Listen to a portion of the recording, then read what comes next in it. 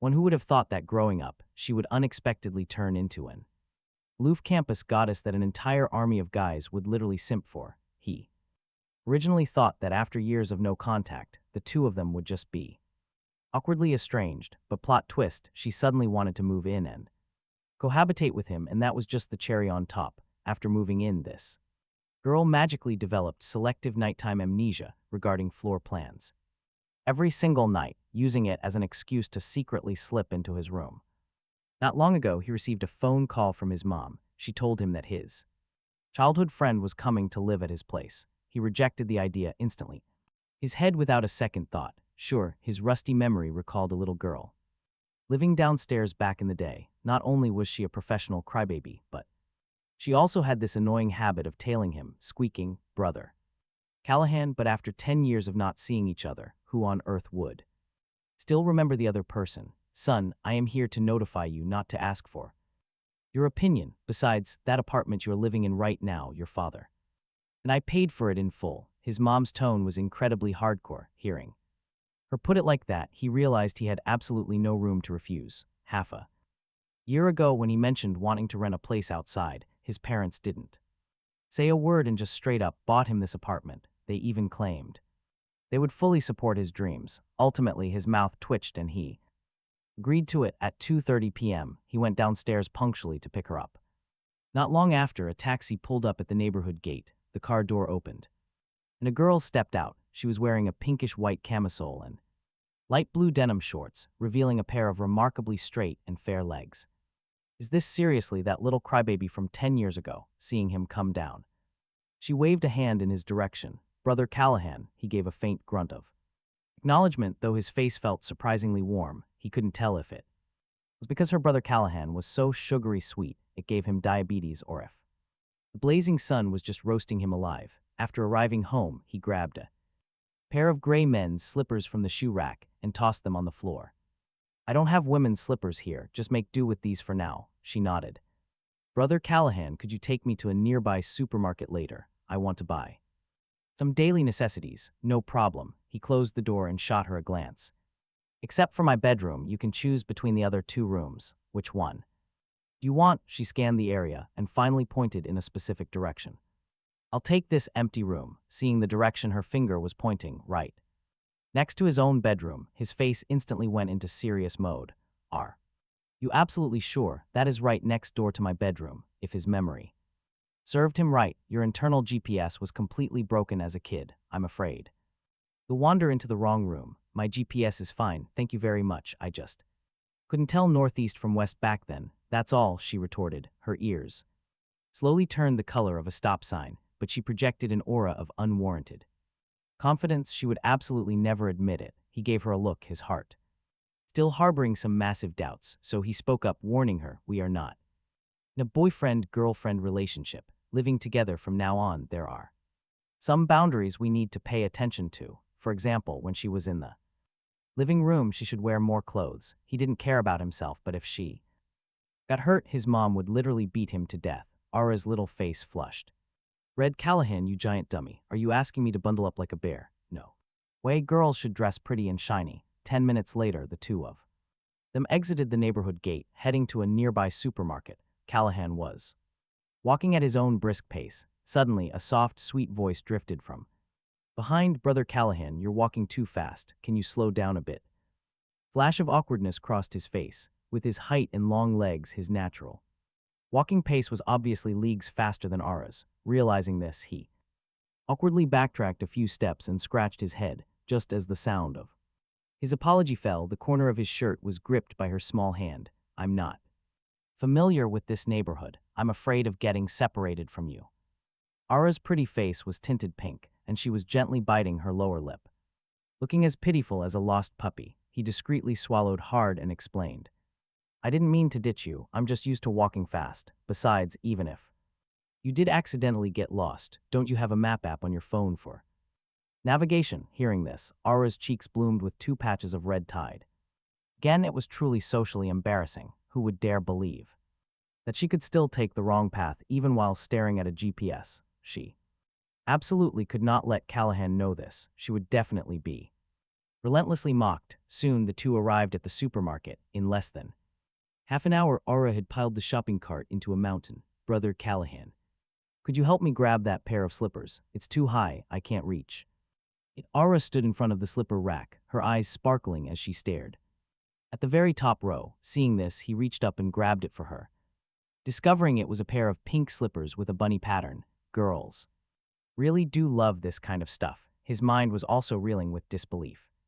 This was the very first time anything pink was going to exist in his house.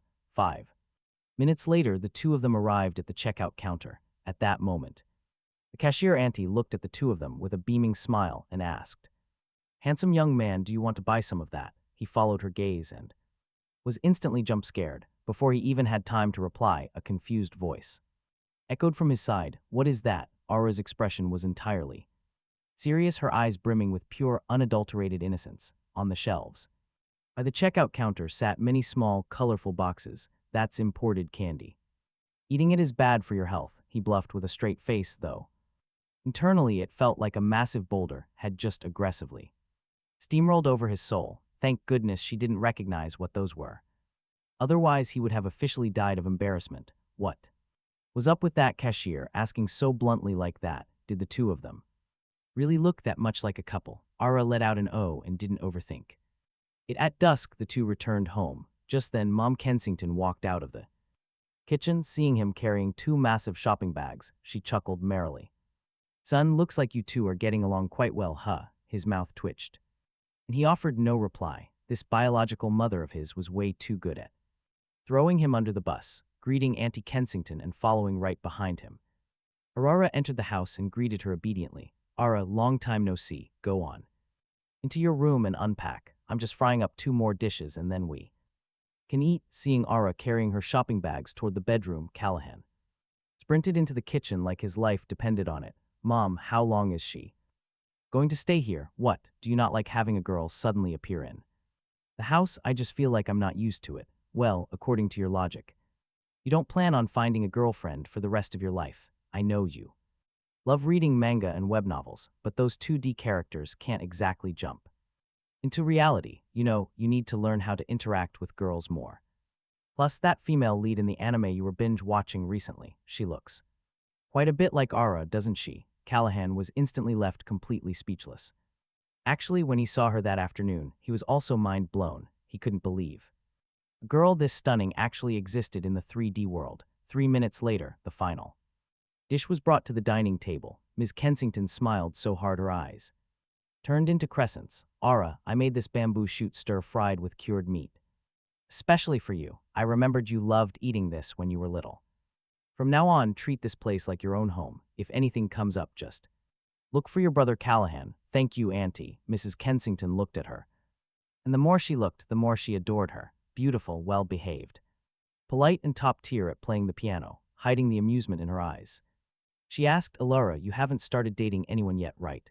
My mom still won't let me date. Your brother Callahan is almost 19 and he hasn't dated either. In this day and age, dating a bit later is for the best." Aura hummed in agreement and sneakily peeked at him, only to discover he was also staring right at her. Her little face flushed crimson and she hurriedly lowered her head. Callahan was dumbfounded. He literally just happened to glance at her. Right, did it scare her that badly? He wasn't exactly a wild beast. The pair's micro-interactions fully landed in Mrs. Kensington's sights, the corners of her mouth slightly curved upwards. Of course, she already knew Alara wasn't dating anyone. She had purposely asked that just for his ears. "Son, your old mom can only help you this far. Do not disappoint me." After eating, Callahan retreated into the kitchen to wash the dishes. Meanwhile, Mrs. Kensington and Alara were making the bed in the bedroom. Callahan was severely confused. What on earth were they gossiping about in there? The door was closed, but he could still hear fits of giggles leaking out. After a while, the two of them emerged from the bedroom. "Aura, I'll be heading back now. Make sure you and Callahan get along well here. Although you guys haven't seen each other in 10 years, feelings can slowly grow over time, right?" What did she mean? Feelings could grow over time? Is she going to live here permanently? By the time his brain rebooted, Mrs. Kensington had already opened the door and entered the elevator. He desperately chased after her, wanting to demand an explanation. "Son, you must take Excellent care of Ara at your place. You hear me, don't you dare bully her. Got it, he replied reluctantly. I'm a fully grown adult now, I won't. To be just as childish as when he was a kid, treating her like his own sister. And take good care of her. Your mother doesn't need another daughter, Mrs. Kensington felt completely speechless. After stepping into the elevator, she frowned again. What a hopelessly dense son. Did God completely seal off his window of romance? How could he treat her like a sister after taking a shower? That night he saw Alara sitting on the living room sofa. He hesitated for a second, then asked, why are you still awake? Aren't you heading to the university to register tomorrow? What are you waiting for me for, brother? Callahan, I wanted to ask if you could accompany me to register tomorrow. Sure, I have some errands this afternoon. I will take you there at 9. You're so nice. Seeing how naive she was, he was only afraid she would get scammed by upperclassmen into signing up for some boring credit cards. I'm not foolish. Alara glared at him, her face flushing as she stood up to return to her room. That big idiot Callahan actually called her pure and naive. She really wanted to beat him up. After breakfast the next day, he took Alara and set off for the university. Because they arrived quite early, there weren't many people waiting at the registration desk. Soon, the people in front of them left. She stepped forward and placed her admission letter and ID card on the table. One of the senior students in charge of freshman registration saw her letter, abruptly jerking his head up as he gasped in shock. Alara, it's you, Cloud City's teen piano prodigy. When you played in the piano competition back in May, I was actually in the audience. I absolutely loved the piece you played. The guy stood up, visibly thrilled. Thank you. There are still people waiting behind us. Let's finish the registration first. Hearing this, the guy handed the forms to Alara. With a wide smile, after filling out the forms, she was just about to turn and leave when the guy called out to her again. Junior Alara, I'm a junior in the piano department. You're direct upperclassman. Could we add each other on WeChat? If you ever need any help around campus in the future, you can contact me anytime. As a man, Callahan understood men completely. Asking for contact info at a time like this meant motives were 99% impure. Senior, I don't use WeChat. The senior was utterly flabbergasted. In this day and age, there were actually people who didn't use WeChat, but then again, this was the genius piano girl. She had to practice piano every single day. Where would she find the time to browse the web? Anyway, they'd be at the same college. Was he really worried he wouldn't get a chance for deeper communication? All right, Junior, once you register an account in the future, I'll add you. After leaving the registration desk, Callahan asked, curiously, I just checked on my phone. The top 3 winners of that piano competition you entered could all attend prestigious overseas music schools.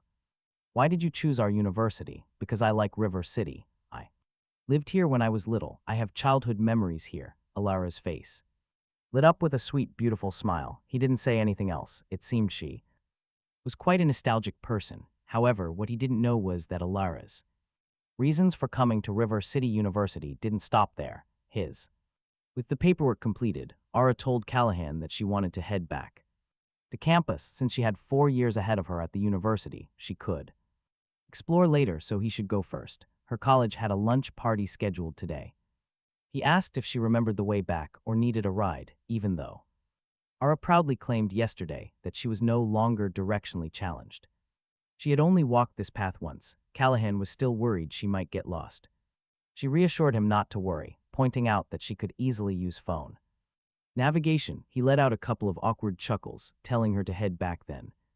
Since she did not have WeChat, he asked for her number to stay in contact. This made her pause. Had she not just told another guy she lacked WeChat? Was her account selectively invisible? She only smiled at him, her eyes curving into beautiful crescents. She simply avoided adding strangers, but after adding him, she left. 2.5 hours later, Callahan's meeting finally ended. Checking his phone, he discovered that Ara had sent him a text message 30 minutes prior saying she was home. He was incredibly confused. From River City University to his apartment was only a 20-minute walk. How on earth did she wander for 2 whole hours? Had she actually gotten lost, leaving the campus gates? He opened WeChat and messaged Ara, asking what kind of food she liked to eat since he was headed to the market. She instantly replied, asking where he was, begging to tag along. He agreed, telling her to wait by the neighborhood entrance. He planned on buying lots of groceries, so having some help With carrying bags was a solid plan.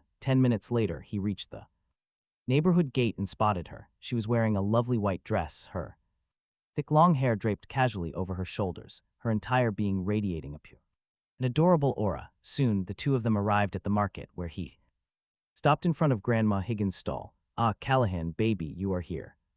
To buy veggies again, what do you need? I'll pick the best ones for you." Grandma Higgins offered a warm smile upon seeing his face. "Thank you, Grandma." Higgins, he crouched down to pick some vegetables. "Is this little girl with you?" "Yes." Grandma Higgins squinted slightly as she sized up Ara and asked, "She looks so well behaved. Is she your girlfriend?" He froze, dropping the bitter melon straight to the ground. "No, Grandma. Higgins, she's the daughter of my mom's friend. We've known each other since we were very little. She's just temporarily staying at my place." Seeing this, Ara tilted her head to look at him, then smiled warmly at Grandma Higgins. "Hello, Grandma. I am not Brother Callahan's girlfriend yet. Not yet." "Does that imply she will be in the future?" Hearing those words, Callahan felt a sudden wave of panic at her loaded response. This was too easy for people to misunderstand. After paying the bill, Grandma Higgins leaned close to his ear and whispered, "Since this little girl isn't your girlfriend yet, you better hurry up and chase her properly." Hearing this, his face flushed bright red. After they returned to the neighborhood, Ara's steps slowed down. Her face was flushed red too. Hearing that word girlfriend at the stall had made her heart boil like hot water. Callahan spoke up, saying, "Ara, don't take Grandma Higgins' words to heart. She just likes to joke." Despite her old age, she was a massive fan of gossip, and Callahan knew it. Grandma Higgins only asked that because she saw how compatible they looked. His entire body stiffened for a second. He had just been subtly flirted with. Back home, Callahan entered the kitchen to make dinner, and Ara followed him. Inside, "Brother Callahan, is there anything I can help you with?" He kept his head down, slightly stunned, then replied, "Help me wash some vegetables." "Okay, although I cannot cook, washing vegetables is my absolute forte." She smiled radiantly. At home, she occasionally helped her mom wash veggies, getting praised constantly. The kitchen itself was not exactly massive. Normally, a single person could comfortably flex their culinary skills inside, but with an extra person, it felt slightly cramped. Just then he turned his head to sneakily observe, watching her hold a baby bok choy in her left hand. She used her right to gently peel back the leaves, following the running water to wash away the tiny specks of dirt. It was clearly an ordinary task, but why did he suddenly find her so authentically adorable in this moment? Startled by the thought, he quickly frantically shook his head. That crybaby who loved wiping snot on his clothes was definitely not adorable. Once dinner was ready, Ara enthusiastically scooped some rice, eager to pick up her chopsticks and take a bite. "Brother Callahan, the rice you cooked looks perfectly separated, and it tastes so soft, glutinous, and sweet." This was the first time someone had ever praised the rice he cooked. She made plain white rice sound like an exotic delicacy. Watching her act like a goofy little kid, he found her somewhat cute. "Hey, can I interpret this as being the first girl to ever eat your cooking?" "Yes, first time." He involuntarily hummed in agreement. He lifted his head to look at Ara, only to see her wearing an exceptionally gorgeous smile. What in the world? Why was she smiling so happily? Was she mocking his single status? After eating, Ara stood up to clear the dishes. "Brother Callahan, you go rest. I'll wash up." "No need," he replied. "Where's the logic in making a guest wash dishes? I'm living here and you haven't charged me rent, so it counts as cohabitation. I'm no guest, right?" Hearing this, he explained with supreme seriousness, "We are not cohabitating. You are just borrowing a room. Cohabitation refers to a boy and girl living together in a relationship." "Oh, understood," Ara nodded, the amusement in the depths of her eyes deepening. After class the next day, he noticed she had sent him a WeChat message. "Brother Callahan, my college has stuff going on at noon, so I won't be back for lunch. You don't have money on your card for the cafeteria, and I won't be back either. There is a diner right next to your college. Go wait for me there at noon. I'll buy you lunch." "Okay," he quickly replied. He shot a glance at her WeChat display name, and the more he looked, the weirder it felt. Dazzling little moon. He pondered before he finally figured it out. Ara must hope to become a dazzling teen piano prodigy. A few minutes later, he arrived at the diner but did not see her. Instead, he spotted her standing not far away, right in front of the lost and found sign. He walked over, unable to hold back a laugh. Are you waiting here for me to come claim you? I didn't purposely stand here. It's just easier for you to find me. Ara pursed her lips, a trace of shyness woven into her voice. So awkward. If she had known, she would have stood somewhere else. He noticed the anomaly on her face and asked doubtfully, why is your face red? Is it because the weather is too hot? No, nothing, she replied, keeping her head down. I wasn't waiting specifically for you. I need to eat too. Everyone is a total foodie after all. You massive titanium-grade dummy. Lara finally realized that the straight-laced guy in front of her was on another level of dense. After eating lunch with Ara, she returned to college. He had no classes that afternoon, so he hit up some guys to play basketball. By the time he finished playing and got home, it was already 4:30 p.m. Ara wasn't back yet, so he grabbed some pants and walked straight into the bathroom. In the past, his bathroom stuff was either tossed on the floor or the sink. Ever since she arrived, anything that could be mounted on the wall was mounted. On the wall, various bottles and jars filled up the shelves, at least a dozen of them with thoughtful little labels slapped onto every single rack. She even prepared a storage holder for his razor. Looking at it now, the bathroom square footage somehow seemed larger, and grabbing his stuff was now way more convenient. 5 minutes later, he yanked a dark blue towel off the rack. He was drying his hair with one hand while pushing the bathroom door open with the other, lazily strolling toward the sofa. Suddenly, the sound of the front door opening echoed. His footsteps halted, and he stared blankly toward the doorway. Ara had just opened the door, only to see him standing in the living room, completely shirtless. Water droplets lingered in his hair, tracing a path down his neck onto his chest, trailing down to the vaguely visible edges of his abs. Her breath hitched, and she frantically slapped her hands over her eyes. Hooligan, hooligan, he snapped out of it and instantly used the towel to cover his lower half. Ara, keep your voice down. The door isn't even closed. 3 families live on this floor. If they hear you, they'll think something sketchy is happening. He spun around and bolted back into his bedroom. Only in hindsight did he realize he was actually wearing pants. He was just missing a shirt. Why did she react so dramatically? He pulled a white t-shirt out of his closet. After throwing it on, he walked out. Ara was still frozen in the exact same spot. My eyes are unholy now. What do I do? What kind of logic was that? Looking at my upper half makes your eyes unholy. Sorry, I assumed you'd be back later, so I didn't put a shirt on. I saw nothing. Seeing her red face, she suddenly shook her head. Brother Callahan, I'm going back to my room first. Valera sprouted legs and bolted back into her bedroom. She would absolutely never admit what just happened. Seeing this, he couldn't help but sigh. Sure enough, living with a girl was highly inconvenient. He stood there in a daze for a moment before entering the kitchen to prep for dinner. Just then, Mrs. Kensington's phone call came through. His expression shifted slightly. No way did she actually call to tattle on him. Mom, what's up, son? Your dad is back. Since you don't have classes tomorrow afternoon, bring her over for dinner. Callahan hummed in agreement, quietly breathing a sigh of relief.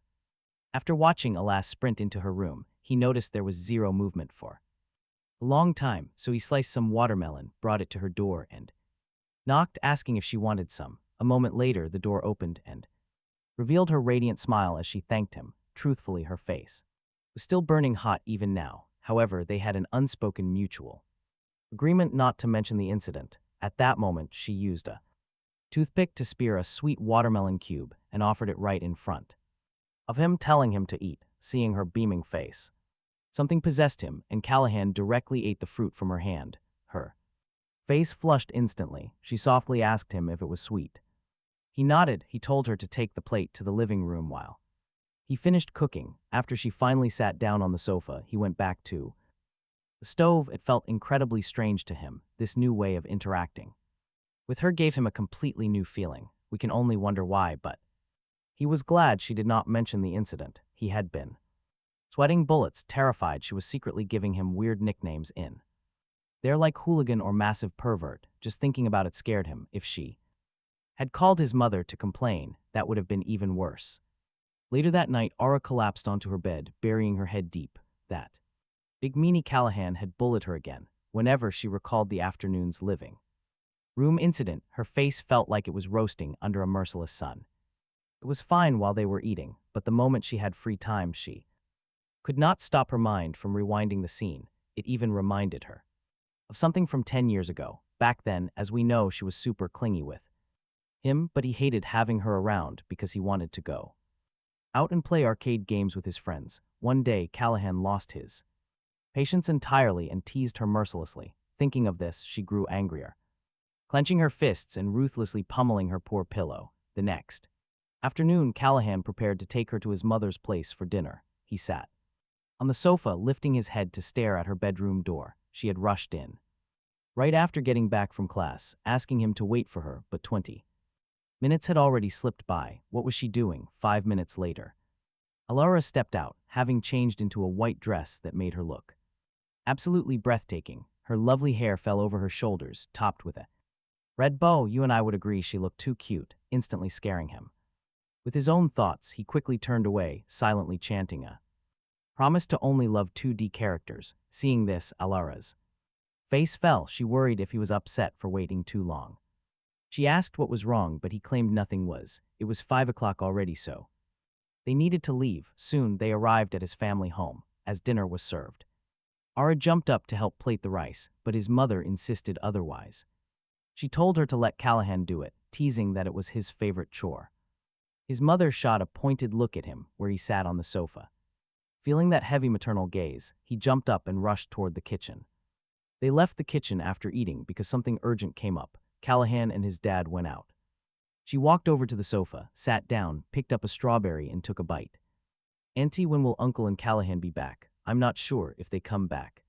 Late, you guys just sleep here tonight. Sleep here, but there are only 2 bedrooms. How will we sleep? Ara shook her head. Auntie, there is not enough room to sleep. Right, I can head back early. There is enough room. You and Callahan will sleep in his room. Wait, that is not what I meant. I mean you sleep in his room and he sleeps on the sofa. Ara's little face instantly turned tomato red. She had no idea what to say anymore. Auntie Kensington's sentences could literally scare someone to death. With this kind of pacing, were they skipping steps in the game? Not long after, Callahan and his dad returned. He checked the time. It was already past 8 p.m. Aller and Callahan prepared to head back to their apartment near the university. Along the way, she trailed behind him like a little kid.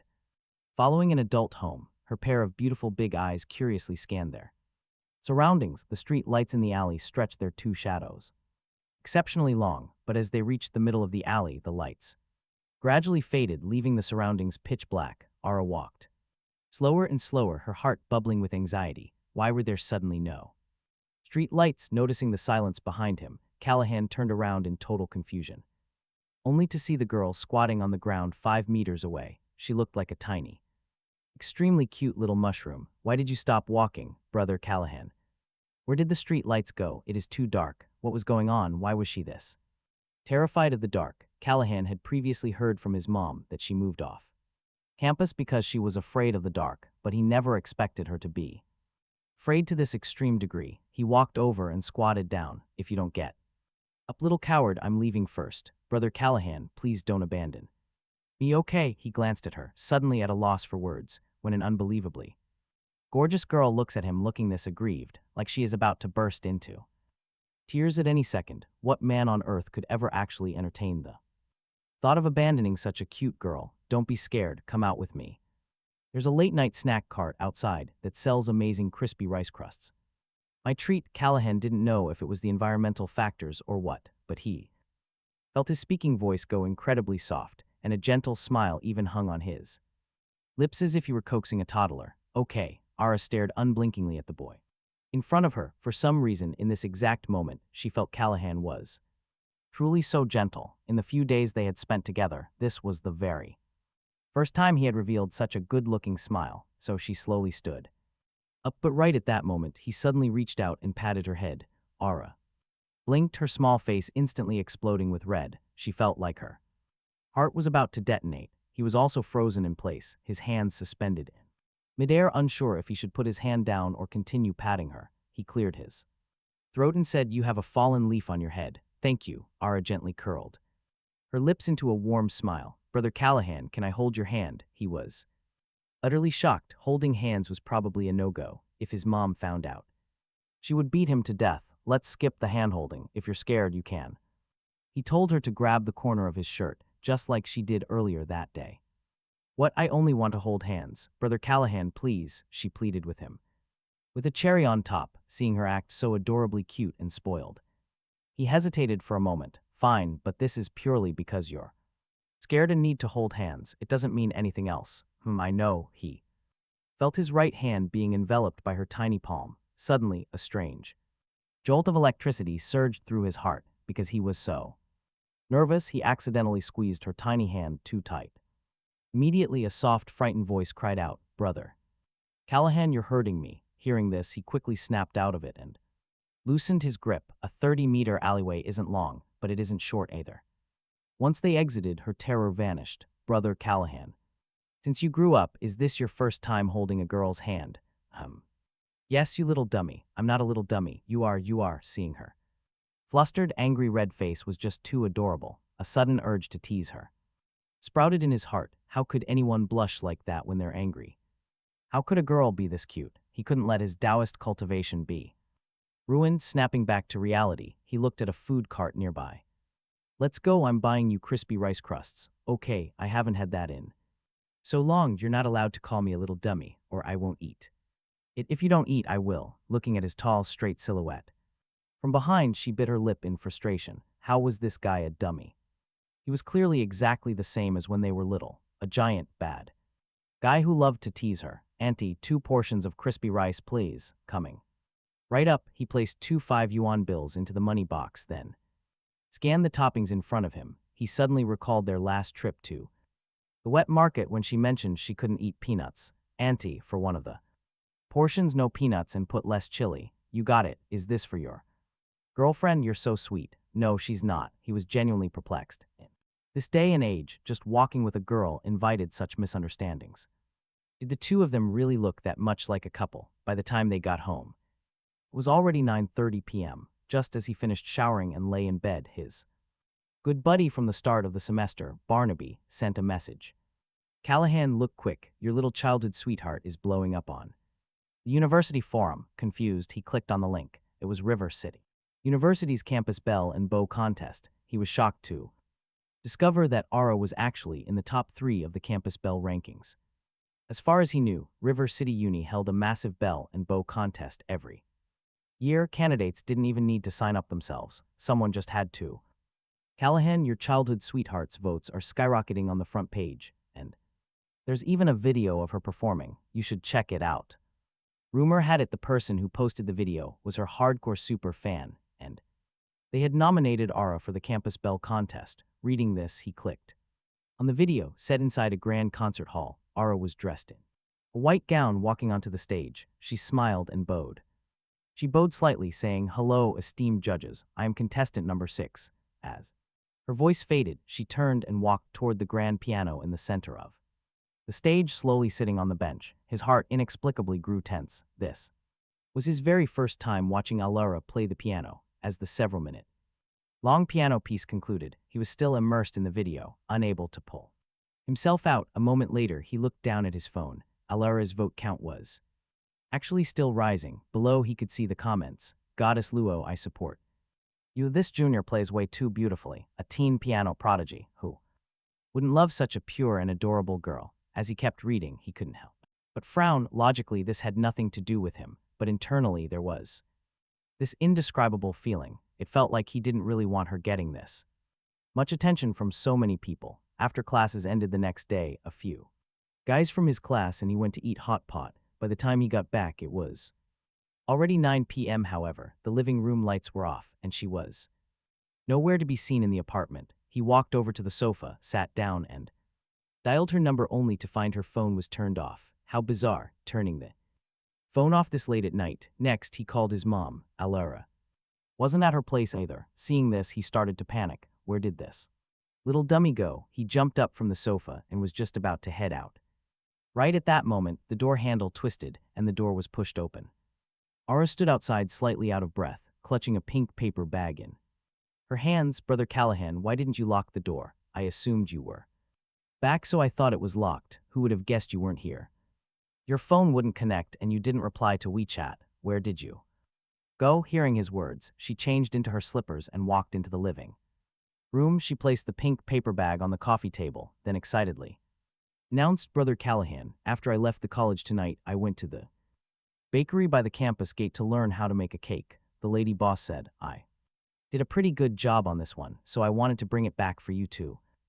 Taste, Brother Callahan, hurry up and try it, looking at the girls expectant eyes. His expression grew serious. Is she sure this isn't basically handing herself over on a silver platter, free delivery? Yesterday they were holding hands, today she's sharing a handmade cake. Why is the plot progression feeling a bit weird? Who could reject a cute little dummy anyway? Though he really didn't want to admit it, during the months they spent together, he realized Ara brought him a completely unprecedented feeling. He used to always think girls were troublesome creatures and that dating would just waste a massive amount of time. But if it's a cute and gorgeous girl, who would ever think of her as trouble? After eating a few pieces, he genuinely couldn't eat anymore. Not wanting to waste it, he handed the remaining piece to Alara.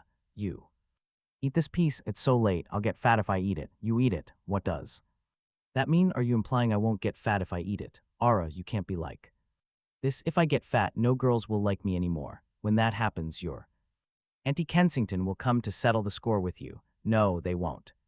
Alara smiled, her eyes curving into crescents. She stated this with absolute hesitated, then abruptly bolted back to her bedroom. Dummy, because Callahan liked her. During the 2 days Callahan spent with Ara, she brought him a feeling he had never experienced before. It was because of this that seeing her become the campus beauty and get ogled by every guy made him feel inexplicably irritated. After breakfast the next day, he noticed Alara's bedroom door was still shut tight. Did she forget to set an alarm, or did she have no classes? Just then, the sound of a door opening echoed. Callahan looked up and saw Lara looking like she was barely awake, stumbling out of her bedroom. Brother Callahan, why didn't you wake me up? Alara bit her lip, looking deeply wronged. What about the 10 alarms she set before bed? Had they betrayed her? None of them woke her up. I don't know your schedule. I assumed you didn't have class. Eat breakfast quickly, and I'll drop you off on my bike. Soon he was pedaling his bike, dropping her off at River City University. With so many students passing by, and keeping in mind that the campus beauty contest was still ongoing, he slowly hit the brakes. Aren't you in the middle of that beauty vote? Do you want to get off and walk the rest of the way? People might get the wrong idea. Brother Callahan, we're totally innocent. What are we afraid of? Keep going. I'm going to be late. If I get scolded, I'll cry, and you have to take responsibility and comfort me. If I knew how to comfort girls, you wouldn't have got that nickname little crybaby when we were kids. Hearing this, Alara instantly recalled those embarrassing childhood memories. She glared at him, her face blushing. Callahan, your memory sure is amazing to remember all that. Why the sudden first name basis? What happened to calling him brother? Hearing this, Alara felt a surge of heat rush straight to her brain, her face flushing. Can I call you that? No, you can't. I'm older than you. I think Brother Callahan sounds better anyway. Fine, I'm ignoring you. What's so good about it? Actually, Callahan secretly preferred her calling him by his name. That way the distance felt shorter, making her natural transition to being his girlfriend. Oh right, I have a basketball game this afternoon at the South District Stadium. Do you want to watch? Alara lightly scoffed. Coincidentally, my friend also said she wanted to watch a basketball game. See you at noon. Seeing her tsundere attitude, Callahan couldn't hold back a low chuckle. That afternoon, Alara arrived at the basketball court. Just as she walked in, she saw Callahan nearby, surrounded by a group of girls offering him water. He already has girls bringing him water, yet he still asked her to watch him play. What an annoying jerk. Why did her heart feel so sour? Alara wore a grumpy, unhappy expression on her bright, beautiful face. Looking pitifully aggrieved, she completely lost her usual sweet aura. If Callahan hadn't seen her arrive, he was sure she would have burst into tears and run. Why so late? I saved a seat for you. Sit there and watch. I didn't come to watch you play. But she quickly added, Brother Callahan, it's hot. Drink some. Ara proudly shoved the water bottle into his hands, then dragged her classmate toward the bleachers. Ara, you totally came to watch that senior play. It was basketball, right? Why not admit it? Being a tsundere won't work. She actually had not come to watch him at first. She only wanted to see cute guys play, but that senior was gorgeous. If he entered the campus beauty contest, he would easily make the top 3. Was he really that handsome? Maybe just a tiny bit more than the rest of the guys on the court, just a tiny bit. But when the game started, Alara's gaze never left his body for a single second. Pink bubbles practically floated around her. She thought Callahan was incredibly handsome. Returning home that night, she bounded over to him, brimming with excitement. Brother Callahan, I am going to make breakfast for you tomorrow. No. Need tomorrow is Saturday. I wake up late. Let me try, pretty please. I am learning to cook. It will be ready when you wake up. All right, you make it then. He opened his bedroom door slightly, peeking at the kitchen from a safe distance. Starting at 7 a.m., intermittent sounds of clattering and crashing leaked out like a literal war zone. He could hear it loud and clear from his room, if Laura hadn't emphasized last night that no matter what sounds he heard, he absolutely must not enter the kitchen. He genuinely wanted to storm in to see if his pots were still surviving intact. Thinking of this, he closed the door, went back to bed, and took out his phone to scroll through short videos. A while later, Alara's voice drifted in from outside. Brother Callahan, you can come eat breakfast. Now, hearing her, he walked over to the table. When he saw the lumps of black, unidentifiable objects on the plate, his soul left his body. What exactly is this plate of stuff you made? Why is it pitch black? That is sweet and sour pork ribs. It might just be off color. Alara blinked, her face entirely sincere. She strictly followed the tutorial, treating every single step with utmost solemnity. Aside from the color being slightly cursed, there shouldn't be any other issues, right? Driven by morbid curiosity, he picked up his chopsticks and took a bite. Instantly, he almost choked and lost his breath. What kind of dark culinary magic was this? Seeing his eyes practically glitching, her eyes lit up. Is it delicious? Catching his murderous glare, she figured out the result. Brother Callahan, I'm truly sorry. How about we go downstairs and buy breakfast? Let's just not eat this. Seeing her looking like that, a strange impulse possessed him to offer some comfort. For a first attempt, it's actually not bad. Even though the color is a bit cursed, the taste is still passable. Really? Ara instantly revived. Her pretty little face blossomed into a sweet smile. Really, really? Okay then, brother Callahan, I've decided from now on I will also be in charge of making dinner. No, no, no, you just entered college. Your main focus should be your studies. Leave trivial things like cooking to me. Taking advantage of her being back in her room, he disposed of the dark culinary magic. Then he pretended to have finished eating and sat on the sofa to play games. A few minutes later, she came out of her room and saw him sitting on the sofa gaming. His facial expressions were highly animated. Her interest piqued. She went to the kitchen, sliced some watermelon, brought it to the sofa, and sat down. Brother Callahan, is this game fun? It is all right. Have you never played it before? No, but my friend loves it. I watch him sometimes, she replied. But I do not really understand it. After watching him for a minute, she grabbed a toothpick, speared a piece of watermelon, and brought it right to his lips. Without any hesitation, he opened his mouth. But almost instantly, he froze, looking at the girl. There was only 30 centimeters between them, and an undeniable romantic tension swirled in the air. What are you doing? Ara's face flushed red, and she quickly turned her head away. He just ate it, so why ask her? She did not even know if she claimed she wanted to eat it herself, but her hand disobeyed and reached out. Would he even believe it? I just wanted to feed you. Is that not allowed? I am not your boyfriend, so of course not.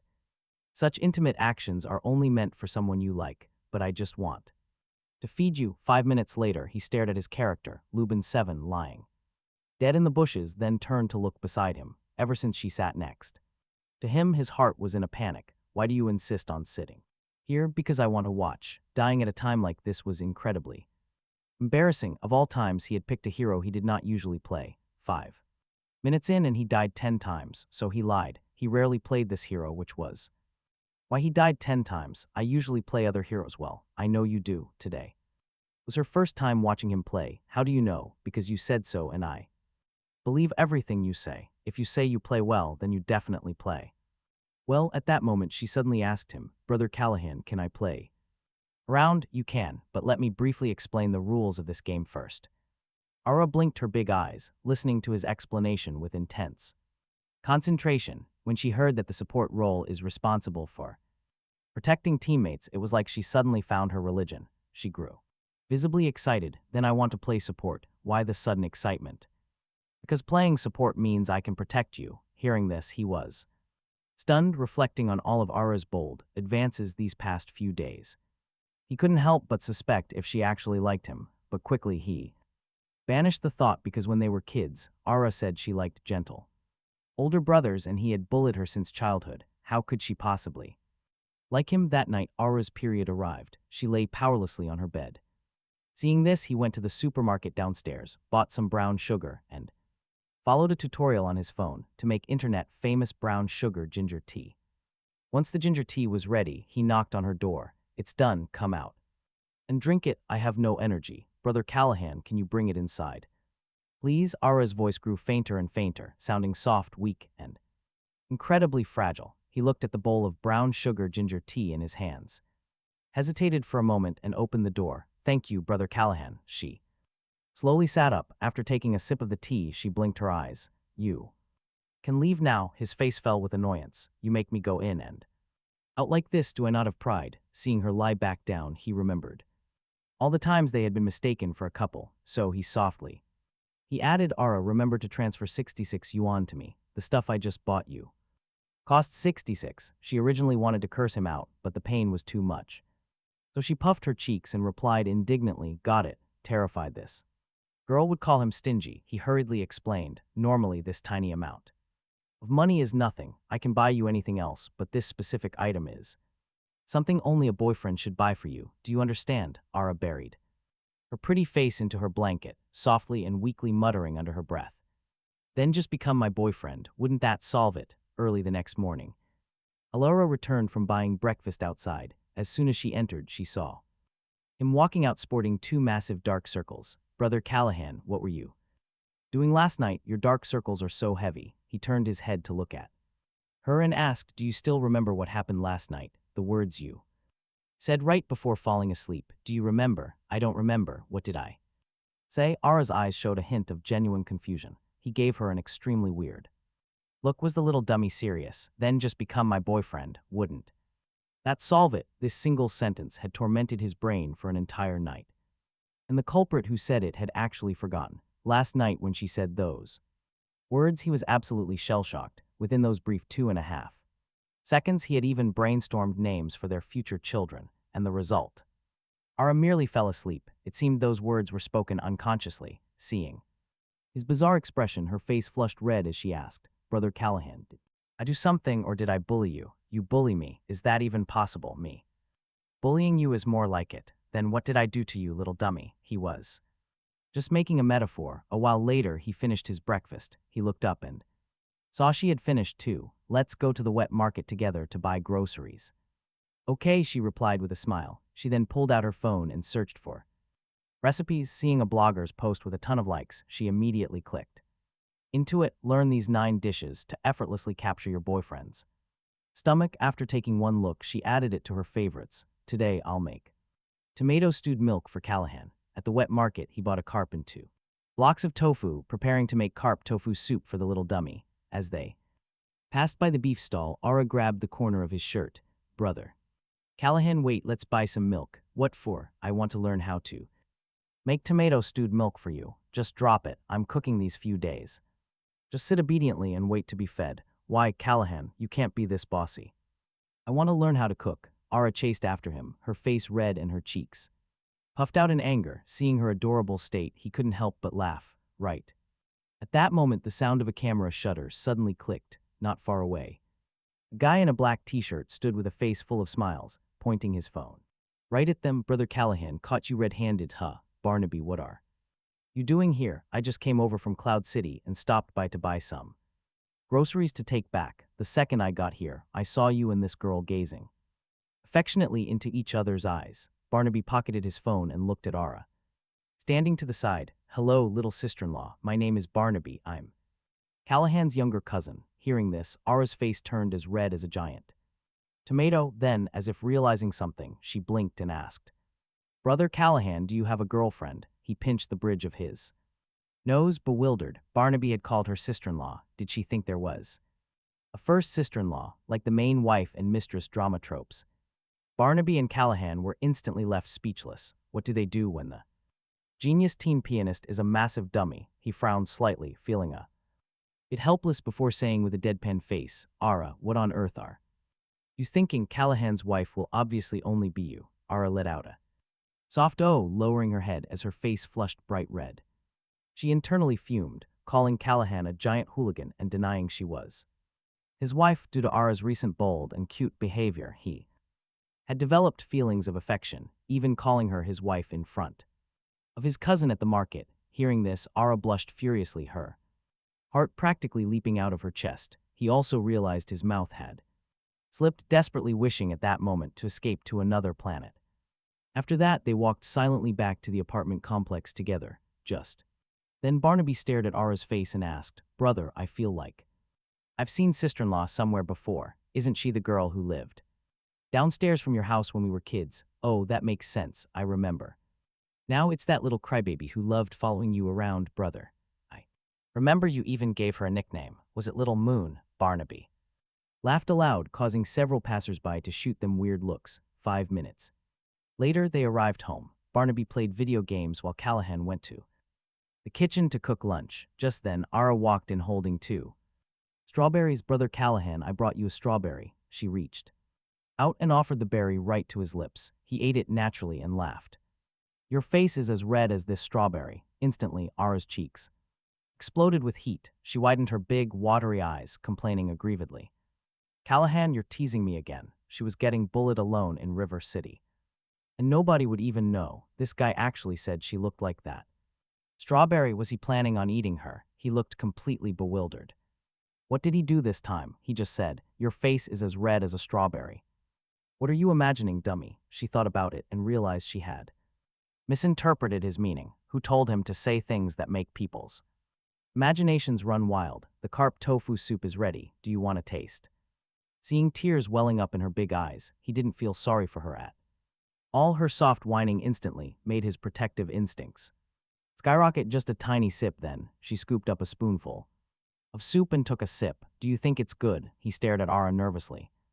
Although this wasn't his first time making fish soup, it was his first time making it for Ara. For some reason, his heart was deeply worried that she wouldn't like it. "It's delicious. Everything you make is delicious," Ara said, lifting her head to glance at him, only to notice he was staring right at her. Blushing, she lowered her head again. "Don't look at me, okay? If I don't look at you, how do I know what you're doing? Stop being so narcissistic." "I wasn't looking at you," Ara huffed coyly, turning around and walked out. Watching her leave, a faint smile softened Callahan's eyes. How could a girl be so adorable even when angry? Actually, it was only Ara. When other girls got mad, he never found it cute. During lunch, he scooped a bowl of fish soup, placing it right before Ara, along with 2 boneless pieces of fish. "Eat more." "Okay, thanks, Brother Callahan. You should eat some too."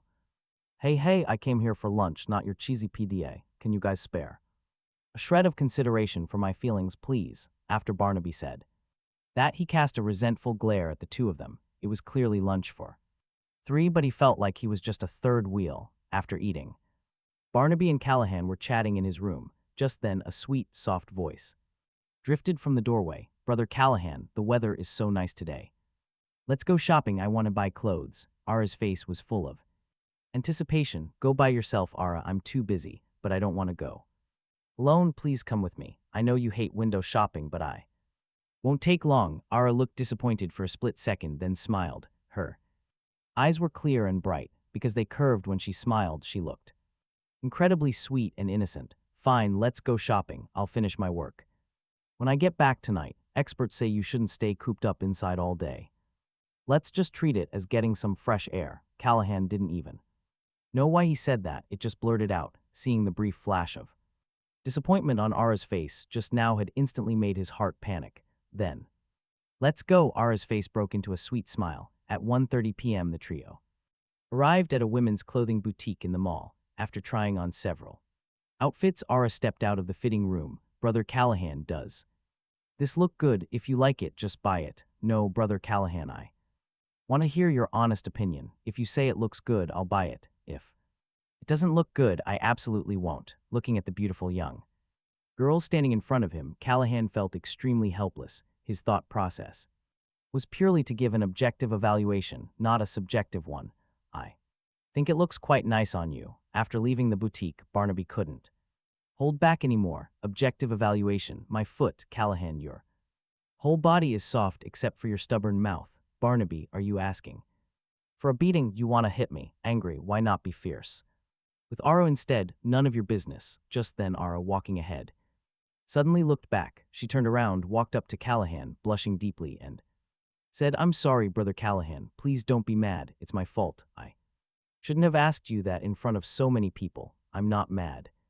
But I feel like you're lying. Ara blinked, staring unblinkingly at his lips. Why was his mouth so stubborn? She wondered what it felt like to kiss it. After pondering for a moment, she lowered her head, digging into her pink bag, pulled out a card, and presented it to him with both hands. She puffed her cheeks and said, I'll give you a voucher. You're not allowed to be mad anymore. What voucher? Callahan looked over curiously. Instantly his jaw practically hit the floor. On the card were 5 massive words: co-op. Shower pass. Regaining his senses, Callahan awkwardly turned his head away. Absolutely did not want to shower with her. Why was she always offering herself up? Oh, she blanked out for a second, cutting off his words. Sorry, I grabbed the wrong one. Her face flushed crimson, her small hands. Callahan, stop being so narcissistic. I just grabbed the wrong one. The real voucher is this Epic Munchies coupon. She pulled another card from her bag, this time the card was blue, reading Epic Munchies voucher. At the very bottom was a line of fine print. Present this voucher to receive a table of delicious sweet food personally cooked by Little Moon. Callahan helplessly accepted the voucher, wondering on earth this little dummy got all these tickets. After wandering around the mall all afternoon, it was already 6 p.m. by the time they got home. Barnaby also headed back since Callahan's grandmother had a birthday in 2 days. He started packing his luggage, preparing to visit his grandmother's house the next day. Sitting on the sofa, Ara watched him go in and out, a strange feeling brewing in her heart. What should she do? Having lived together for a month, she really could not bear to part with him. Why was she thinking this? Was her separation anxiety flaring up again? Just as Callahan was packing clothes, her soft, timid voice floated over. Brother Callahan, could you take me with you? What would you do there? It's my grandmother's house. I'm begging you, please. Seeing him hesitate, she lowered her head. Brother Callahan, do you really hate me? She felt like she had no right to ask these things, being just a guest borrowing a place to stay. They had not seen each other in 10 years. Maybe Callahan already had another Little Moon in his heart. Looking at her pitiful state, Callahan quickly replied, why would you think that? I don't hate you. Then take me with you. Please, I promise I will be super well behaved. I won't annoy you. If you feel unhappy, just tell me and I will take a bus back by myself. Seeing her looking so aggrieved, like she was 1 second away from hiding under her blanket and bawling her eyes out, Callahan really wanted to slap himself. Why was he refusing this? Okay, I promise you. The next morning, our protagonist and Ara headed to a high-speed rail station early. Their seats were not next to each other. Sitting next to Ara was a relatively handsome guy. Callahan glanced at her next to him, suddenly feeling uneasy. What if she took a liking to that guy? No. Wait, what if that guy took a liking to her? So he told Ara, don't run around, stand here and wait for me a second. Then he walked over and asked politely, bro, mind swapping seats? I have a seat over in another car. He glanced at him, then pointed back. The stranger instantly understood. Couples, huh? I get it. My girlfriend is super clingy, too. We can't bear to be apart for even half an hour. She constantly needs skinship. Bro, I totally understand. Stop talking, I'm getting jealous. The guy interrupted him, grabbed his bag, and bolted like a gust of wind. The train ride from River City to Spring Harmony town took an hour and a half. As the train arrived, Aura was fast asleep, leaning on Callahan's shoulder. Little Lua, we're here. She opened her eyes and slowly lifted her head. Brother Callahan, why are you suddenly calling me Little Luo? A beautiful smile blossomed on her bright, captivating me Little Luo, she teased, a stunning smile blossoming on her face. I want to call you that. Is it not allowed? He turned his head away, mimicking her playful tone. Honestly, he originally wanted to call her Little Moon, but the words died right at the edge of his lips. Calling me Little Luo is fine. You can call me whatever you want, just not my full name. After leaving the transit station, the two of them quickly arrived downstairs. As he introduced his family along the way, her heart burned with curiosity. Brother Callahan, what do uncle and auntie do for a living? How could she call them that so smoothly? Is this little dummy giving herself away already? Stingy Callahan, big meanies. He was a meanie again. How do you define mean? If you don't let me do what I want, then you're mean. And what if I let you do it? Ara didn't say anything but turned her head and gave him a look. the laughter overflowing. In her eyes spoke volumes. Right then his phone suddenly rang. It was Mrs. Kensington. They were already halfway up the mountain. Here's the thing. She said, everyone, including your grandmother, went down. We're at your uncle's place today. We won't be coming back up. Have fun playing on the mountain. As the call ended, he sighed helplessly. Time quickly flew to nighttime. It was pouring rain outside. Brother Callahan, I'm sleepy, the girl's soft, sweet voice drifted from behind. Hearing this, he locked the doors and led her to her room. I'll be right next door if you need anything. Just call me. Okay, thank you. Ara's voice sounded somewhat muffled. Her pretty eyes were half closed. This little dummy was adorable, even when she was sleepy. Suddenly, a massive clap of thunder exploded violently above the roof. Immediately after, she dived straight into his arms with a whoosh. Wow, thunder, so scary. Seeing this, he was at a complete loss, only able to whisper, don't be scared, I'm here. Callahan, let's sleep together, please. I'm truly so scared. Ara slightly lifted her head, her voice trembling. No way, what nonsense are you spouting? Our relationship is pure and innocent. We can't sleep together, but earlier you said you'd protect me when I was scared. Thinking about it carefully, his expression turned grave. He had heard that some girls feared nothing in the world except thunder, so he reached out and gently stroked Ara's head, saying softly, then I'll bring some blankets and make a bed on the floor. We'll share a room so you won't be scared. After bringing the blankets over, he laid them on the floor. The grandmother's house used tatami-style floor beds, so lying in their respective blankets they could still look each other in the eyes. Good night, brother Callahan. He didn't really know what to say. This was his first time sleeping in the same room as a girl. Saying he wasn't nervous would be a lie. At this moment, thunder roared outside the window. Ara felt a buzzing in her ears. She blinked, looking at him an arm's length away, hesitated for a moment, and spoke up. Callahan, let's sleep in the same blanket, please. He, who had his eyes closed, trying to drift off to sleep, was so shocked by her request that his eyes snapped wide open. Absolutely not. Please, I beg you, I won't do anything to you. We're just sharing a blanket. I cannot. Of course, he knew she wouldn't do anything, but could he guarantee his own self-control? She was truly how foolish. We slept together when we were kids. Why can't we now? Do you hate me? Callahan thought to himself that childhood was childhood. They were adults now. How could it possibly be the same? The girl had a terrible memory for important things, yet she remembered these trivial details with crystal clarity. Right then, another crack of thunder sliced through the night sky. The very next second, the room plunged into pitch-black darkness. He only felt a chilly breeze sweep under his blanket, his body tightly embraced. Callahan, you are not allowed to refuse. The power is out. I really need you. After saying that, she even rubbed against his chest twice. He frowned slightly. This little dummy was frantically giving herself away. He did not know any girl who would actively dive into a guy's arms like this. Seeing the fresh tears on her thick eyelashes, he tucked the blanket tighter around her and murmured, just sleep. This time and absolutely no next time. Alara abruptly raised her head and shot him a glare. Her pretty eyes held a trace of anger. He was finding it increasingly difficult to understand her temper. This little dummy usually seemed so gentle.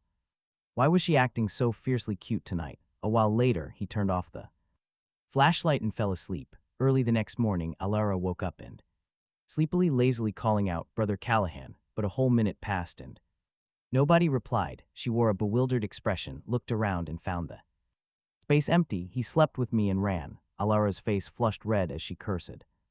Anyway, when she walked out of the room, she saw him just emerging from a shower. Brother Callahan, when did you get up? Couldn't sleep after you fell asleep? I got up and played games all night. Alara was slightly stunned.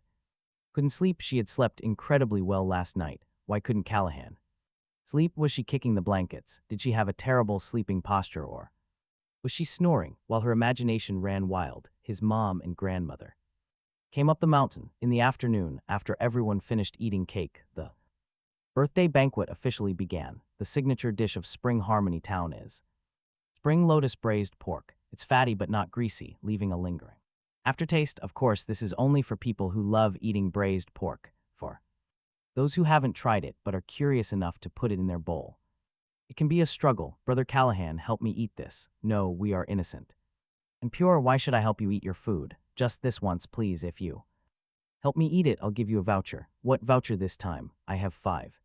Here, draw one yourself. Alara pulled 5 cards from her bag and held them. Face down, his pupils trembled. He prayed there wasn't another co-op. Shower pass in there. He just wanted a random card, terrified he would draw the co-op shower pass. Alara's brain buzzed as if it had exploded. Her cheeks burned and she was speechless for a while. A few seconds later, she puffed her cheeks. Callahan, I will never give that to you. Last time I just grabbed the wrong one that was saved for my future boyfriend. Hearing this, he finally reached out and drew the 3rd card, an obedience pass. If you use this pass, I will obediently listen to whatever you say and won't resist. You can only use it once, though. This was seriously not right. Did that mean if he hugged her or kissed her, she wouldn't resist? This little dummy making these vouchers. He couldn't shake it all day. What if she gave those things to others? Just the thought of her giving those things to other guys made Callahan feel incredibly frustrated inside.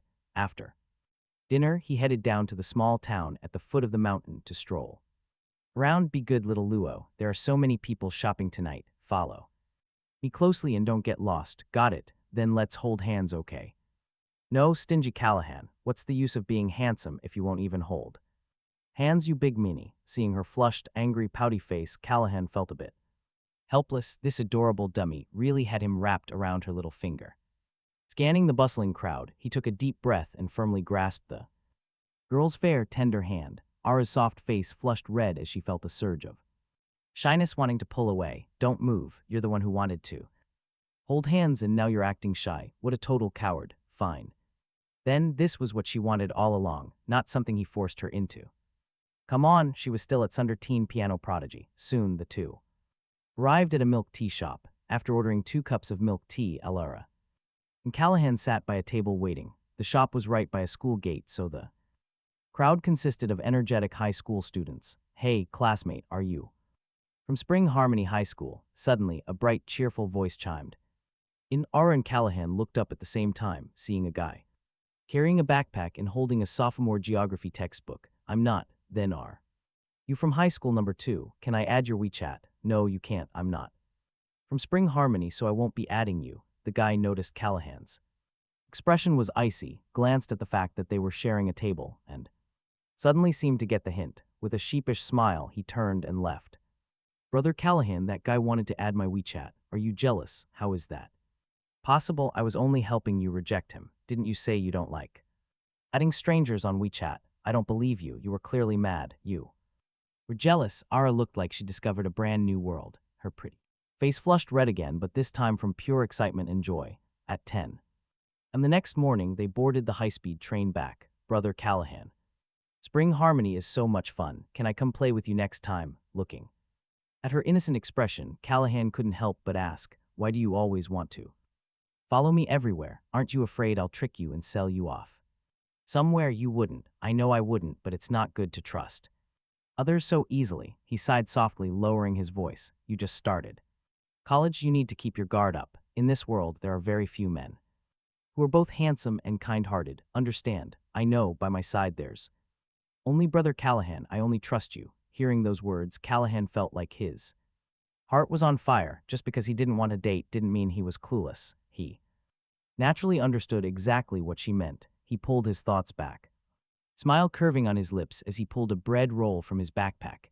Oh, right, do you want some bread? This taro bun is really delicious. I was worried you get hungry on the train, so I bought it beforehand. Ara took the bread, tore open the packaging, and took a small bite. So good. Do you want to try some? No, you eat it. Was this little dummy offering free delivery to him again? This an indirect kiss. Did she seriously not know? No way, if she bought it herself and won't take the first bite. Was she trying to poison him? Unless she took a bite, he wouldn't trust it. Ara lightly scoffed, pushing the taro bun right to his lips. Seeing this, he took a bite. After chewing it carefully, he said with a serious face, see, no poison. Annoying. Ara smiled mischievously, then brought the taro bun to her own lips, taking bite after bite. When she bit into the exact spot he had bitten, the bread suddenly tasted softer, more chewy, and 10,000 times more delicious than before. Right at that moment, a burst of laughter came from behind. Seeing your relationship is good enough to share one piece of bread, I'm finally relieved. Crap, he totally forgot. His parents were sitting in the seats right behind them. Ara's beautiful face flushed with 2 unnatural clouds of red. In her heart, she actually felt a Thrill like she was caught in a forbidden high school romance by a parent. It was even a bit exciting. No, wait, she and Callahan weren't even dating yet. Ara, it's fine, don't be nervous. You guys slept together when you were kids. Sharing a piece of bread now is nothing. The more Mrs. Kensington spoke, the more excited she got. She previously thought her son was a massive blockhead, but now it seemed they were actually making progress. Mom, this kind of behavior is inappropriate. Oh ho, my son is acting shy. I'll stop looking. You guys carry on, haha. Mrs. Kensington smiled and settled back into her seat, her laughter echoing somewhat demonically. Feeling helpless, he opened his phone and started listening to music. Ara's ears were also stained red. She turned her head and glanced at him, thinking, so handsome, that bread was delicious. His lips must be really sweet. Ara's little face burned as she cast a fiery glance at his lips. She wanted to taste them directly. No, her first kiss absolutely must happen on a dark, windy night or during a snowy season. Romantic and beautiful. Thinking of this, she began looking forward to the arrival of that day. Meanwhile, Callahan had just returned home with Ara. As soon as they walked through the door, she said with a beaming smile, Brother Callahan, let's do a deep cleaning today. The weather is great. It's perfect for taking the blankets up to the rooftop to dry. All right, then you go back to your bedroom. I'll start the deep cleaning. Hey, how can you do it alone?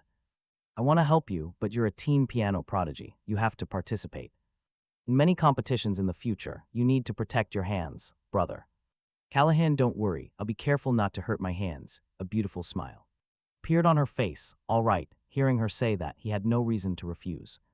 10 minutes later, he was cleaning his own bedroom. At this moment, the girl's sweet, soft voice came from the doorway. Brother Callahan, can I come in? If I help you, will be much more efficient. Ara was full of anticipation. It had been a month and she still hadn't been inside Callahan's bedroom. No need, I can do it myself. Oh, don't be shy. If I accidentally see something I shouldn't see, I promise I'll keep it a secret. Hearing this, his face flushed slightly. What on earth was this girl imagining? Eventually, he agreed and let her in. Once she walked in, she clicked the door shut. He was stunned for a split second. Little Luo, why are you closing the door? We've already shared it.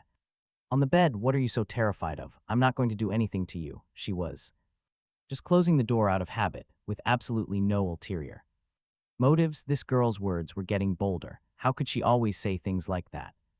That sentence on her lips. Before long, the two of them had cleaned the room spotless. Brother Callahan, can you come to my bedroom? I want to sun-dry my blankets, but it is hard alone. I will help you carry them. Just hand them to me. It is not right for me to enter your bedroom.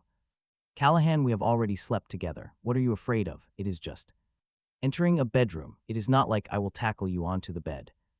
Ala's pretty face puffed up with frustration. She genuinely just wanted someone to help her change the bedsheets and duvet cover. Her absolute least favorite chore was changing the sheets. Every time she finished, her back ached. Tasks like this were just faster with two people standing on the side. His face flushed red. He really just wanted to cover her mouth. Why did this girl always bring up that sentence? He, someone who rarely ever blushed, had blushed several times today. Giving in, he agreed. Upon entering the room, he carefully observed the layout. The room was decorated in incredibly soft and pink tones. With a quick glance, he looked away, grabbed the blankets, and left. The two of them headed to the rooftop and clipped the blankets with the pegs Ara had prepared beforehand. He suddenly felt a bit sentimental. Little Luo, I think you will be a wonderful wife in the future.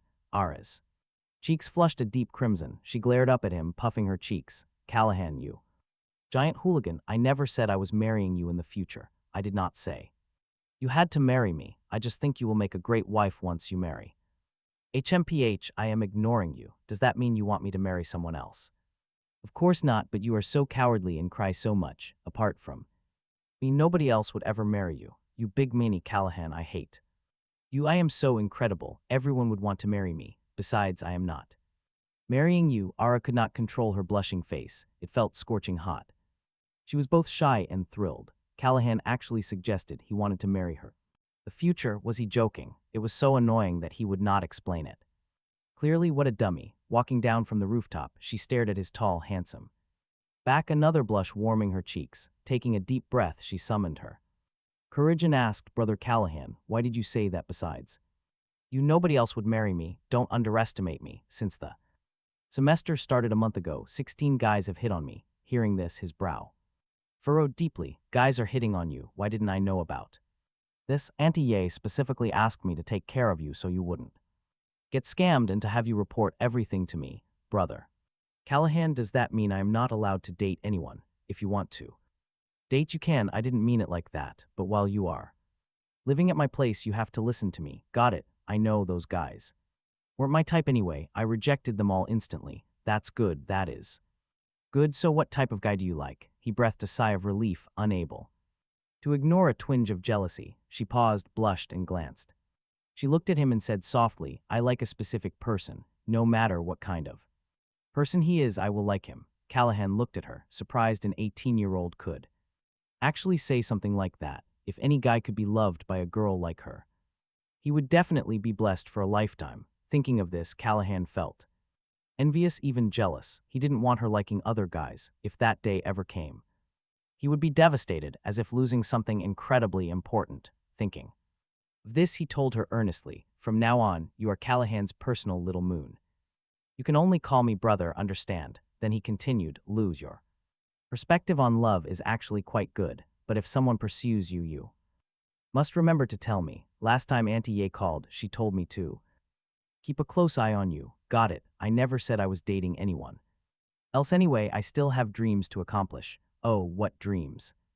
I'm not telling you, she smiled, looking at him. Brother Callahan, tonight I want to eat that sour broth hot pot you make. Let's buy groceries and make it.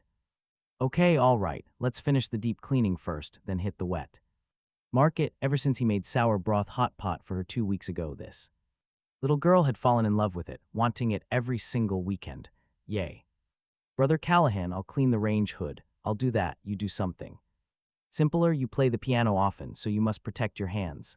Brother Callahan, why are you suddenly treating me so well? Hearing this, a blush flashed across Callahan's face. He replied softly, because you're living at my place. Ara looked utterly bewildered. What did that even mean? I call you little dummy and you still won't admit it. We're living under the same roof. If I don't treat you well, do you want me to be super fierce? Ara grew even more confused. This guy was clearly a titanium-grade straight guy before. Why was he suddenly acting a bit less straight? Did he bend? Why did this feel so weird? I absolutely do not want that. If you dare be fierce, I will cry right in front of you. Just like when we were kids, I will soak your clothes with my tears. Ara blushed. This guy had nothing better to do than call her a little dummy. She was not a dummy. Little Moon was brilliantly smart. All right, he chuckled, amused by her blushing, angry demeanor. She was truly too cute.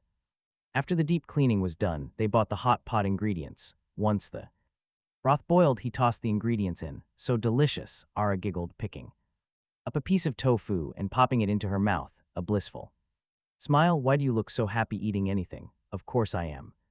Your food is delicious. Oh right, what was that dream you mentioned earlier? I'm not telling you. Ara's face flushed and she hurriedly lowered her head. Why did this guy insist on asking? How could she possibly say it out loud? After dinner, she returned to her bedroom and opened a pink notebook. On the title page, written clearly, was Little Moon's dreams. When I grow up, I want to become a teen piano prodigy. When I grow up, I want to be Brother Callahan's wife. The next day, Ara brought her best friend, Serafina, to Callahan's place. Barnaby also happened to be there. After the four of them finished lunch, they decided to head to an amusement park. Upon arriving at the amusement park, Serafina immediately spotted an immersive haunted house. She turned around and smiled. How about we go play in the haunted house first? I'm not going. Little Luo is easily scared. You two go play. Little Luo and I will wait outside. He knew Ara was timid. If she went in, she would definitely be terrified to tears. No, I want to go too, Brother Callahan. Let's go in together. Ara's little face flushed slightly, her eyes shining bright. She was definitely terrified, but also wanted to experience this with Callahan. Besides, going to a haunted house for the first time with him would be a beautiful memory. If she got too scared, she could just dive into his arms. She had plenty of excuses ready. Like, I'm scared, can I hug you? Or, you're handsome, but you won't let me hug you, such a cheapskate. Callahan couldn't win, so he agreed to take her in, but once inside, Ara clung to his arm the whole time. Little Luo, didn't you say you weren't scared? When a girl says she's not scared, it means she is. Brother Callahan, take notes. That way your future Girlfriend won't get mad at you, reaching the depths of the haunted house. Under the dim lighting, she looked up at him, seeing his flawless jawline. Her face instantly flushed red, that face no matter how many times she stared. It made her heart flutter just like the first time. She tightened her grip, mustered her courage, and asked, "Brother Callahan, do you like me?" Hearing this, his eyes widened. "Little Luo, what did you say? Why are you suddenly asking this?" Ara replied. "I asked first, you must answer me first." His chest heaved violently, his face burning. He slightly averted his gaze and said, "Of course I like you. You're my childhood sweetheart. I've known you since I was 5, my mom's best friend's daughter. If I don't like you, am I supposed to hate you?" Ara replied. "I don't mean that kind of like, I mean another."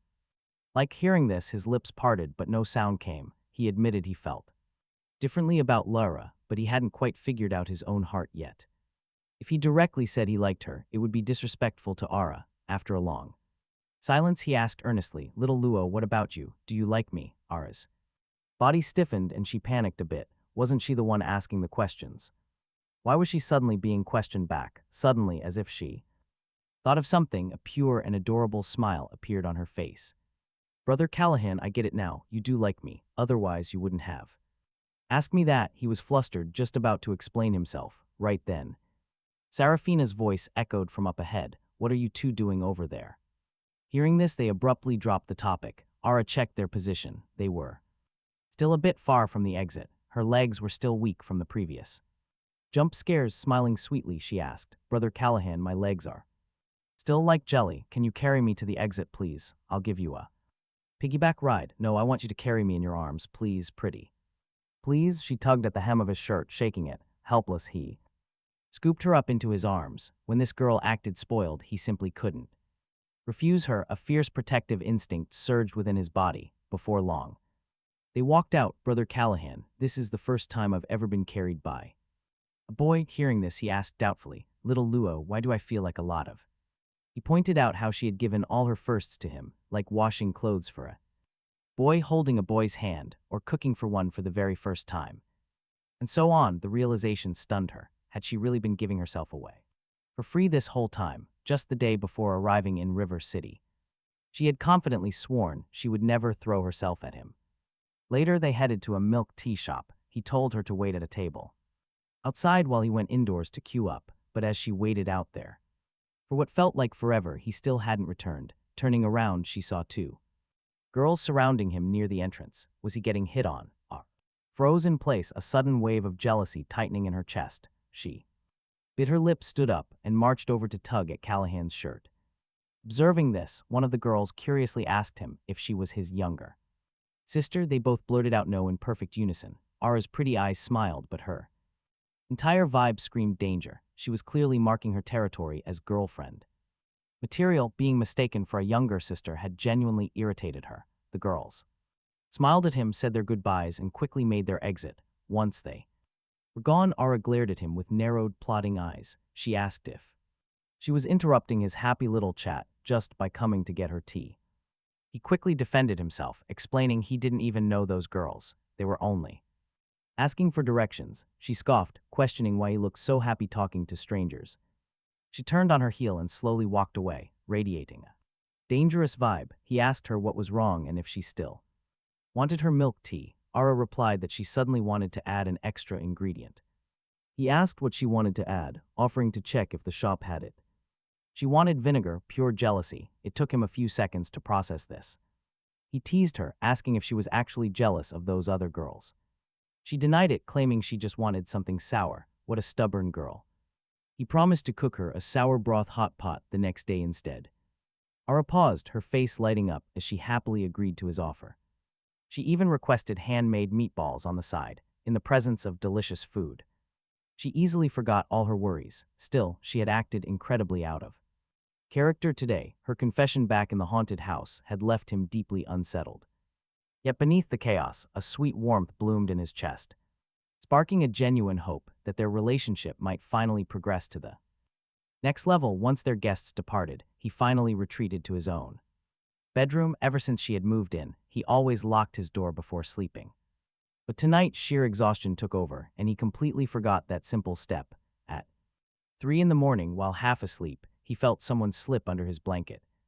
gently pressing against his chest. Moments later, a familiar, sweet, and fresh fragrance filled the space. His eyes snapped open, only to find that Ara was actually lying right there. His heart hammered in his chest as he barely dared to breathe. How on earth did this little troublemaker end up in his bed? He whispered her name, but she only seemed to hear a loud shout. She howled in her sleep, letting out a soft, fierce hum like an annoyed little kitten. Ara was clearly sound asleep, totally oblivious to the chaos she was causing. Even the slightest noise was intolerable. Callahan's expression was solemn as he froze. Or make a sound, terrified she would suddenly jolt up and bite him. Ara. That little dummy. He knew she had zero sense of direction, yet she had the nerve to claim her GPS worked fine when she moved in. What a liar, using the moonlight spilling through the window. He gazed at the girl's face, mentally tracing the outline of the Ara from his childhood. Unknowingly, he fell asleep. Just like that, at 8 a.m. the next day, she slowly opened her eyes only to see him lying right in front of her. Her heart lurched and her entire body froze. At that moment, she noticed he had also opened his eyes. She took a deep breath, pretending to be calm, and asked, "Brother Callahan, why are you in my bed?" He was utterly flabbergasted. "Ella, you are the villain accusing the victim here. Haven't even asked you why you came to sleep in my bed last night. This is my room, my bed, huh?" She reacted as if struck by lightning, her eyes widening drastically. She immediately scanned the room. 2.5 seconds later, her little face burned and her breathing grew rapid. What was the meaning of this? She had only gotten up in the middle of the night to grab a cup of water. How did she end up in Callahan's bed? Could it be that he didn't lock his door yesterday? Ara had actually walked to the wrong room 14 times before this, but Callahan's door was always locked. Every time it wouldn't open, she'd realize she went to the wrong room. Snapping back to reality, Arara blushed furiously, reaching out to pull the blanket over her head, covering her small face completely. "Brother Callahan, it's forgivable for a beautiful girl to have a bad sense of direction, right?"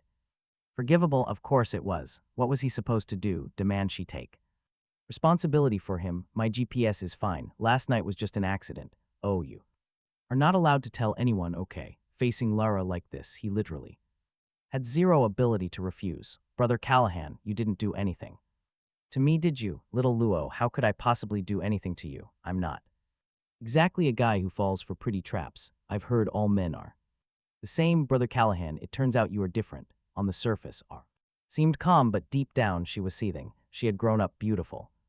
Her beauty rivaled movie-leading ladies. The guys chasing after her were countless. Did a beauty like her really not catch Callahan's eye? So annoying. It had been over a month. Why was a sweet romance so hard to have with him? Thursday at 9:30 a.m. after class, she and her classmate Clementine were carrying books up to the 5th floor. Right then, a guy in a black hoodie blocked her path. "Ara, do you have time at noon today? I'll take you out for Japanese food." "I don't like Japanese food. Clementine and I are in a hurry to reach the student affairs office." "Stop blocking the way." Ara's beautiful eyes instantly turned icy, her tone indifferent. "Okay then.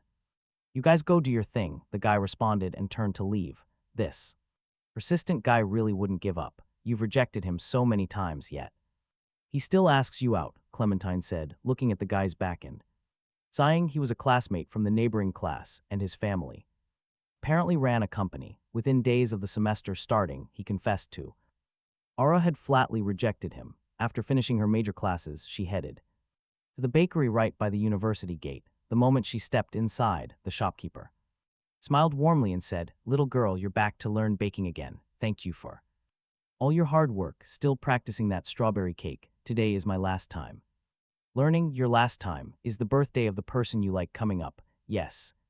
Tomorrow." A faint, sweet smile lit up Ara's eyes, but as she left the bakery, Pearl approached her once more. Instantly, the soft smile on her face vanished. "Why are you here? I waited outside the bakery for you for a very long time. Now you have free time, right? Let us eat together." "Paravel, are you stalking me?" Ara demanded, sweeping him with an incredibly icy glare. "No, I was just passing by and happened to run into you." Pearl's mouth twitched, his terrible acting giving him away instantly. His excuse was laughable. Who did he think he was? Why should she agree to eat with him? "I am serious about pursuing you. I do not know why you will not agree. If you were not a famous young pianist, I would not even spare you a glance. There are plenty of girls in this college who like Me, did she need him to look her way? A chilling frost rose in her gorgeous eyes. Paravel clearly had not expected her to get so furious, and quickly tried to explain, that is not what I meant. My family just wants me to date a girl from this university, and since you are the most outstanding, I chose you. Move, I am going home. Perkal still stubbornly tried to pester her. Right then, a deep, icy voice cut in from the side. Stay away from her. Who are you? He is my boyfriend. Callahan sneered. Who am I? I am her boyfriend. That is impossible. I have never heard of this. Paravel wore a look of absolute disbelief. According to the rumors he had gathered, Ara did not have a boyfriend. Who does you think you are? Why do we need to notify you when we date? Callahan's gaze darkened a few degrees. His entire demeanor was completely different from usual, and his voice carried an extremely dangerous signal. An immense pressure washed over the boy. He gulped and could not help but take half a step back. What Pearl could not understand, though, was what other advantages this guy had besides being taller and more handsome. Meanwhile, Ara, who was standing right beside Callahan, was already completely oblivious to her surroundings. All she could hear was the wild beating of her own heart. She is my girlfriend. Those words were so sweet. Ara's face felt incredibly hot. Little Luo, who is that guy? A familiar voice asked from above her head. Ara snapped back to reality, looking around to find that Pearl had already fled. A classmate. He has been pursuing me recently. He asked me out for lunch this morning, and I rejected him. I did not expect him to corner me outside campus at noon. Such a major issue. Why did you not tell me? Ara froze for a second, then looked up at him, noticing an emotion in his eyes that she could not quite decipher. We are just classmates. I did not think you would act like that. Classmate or not, he is still a man. Can you not have some situational awareness? If I had not happened to walk by and see this, what would you have done? Ara seemed to have discovered something. A sweet, beautiful smile blossomed on her exquisite face. Brother Callahan, are you worrying about me? Silly girl. If I did not worry, would I be this angry? You live at my place now, so I have to take responsibility for you. I feel like you're just jealous. Callahan froze, turned around, and headed toward the apartment complex. A deep blush crept onto his face, leaving him clueless how to answer. He wanted to claim he never got jealous, but it felt like he actually was. He decided to stay silent. Ara was a little dummy who definitely wouldn't notice. Looking at his tall, handsome back, she smiled and jogged to catch up. Brother Callahan, does what you said just now mean I'm your girlfriend from now on? Hearing this, Callahan's footsteps halted. After hesitating for a moment, he replied, no, I was just helping you get out of that situation. Big meanie, Ara huffed, turning away, refusing to talk to him. What was his problem? He literally called her his girlfriend, yet now he refused to admit it. Seeing Ara act like this, he regretted his words, but he had already blurted them out too fast. The two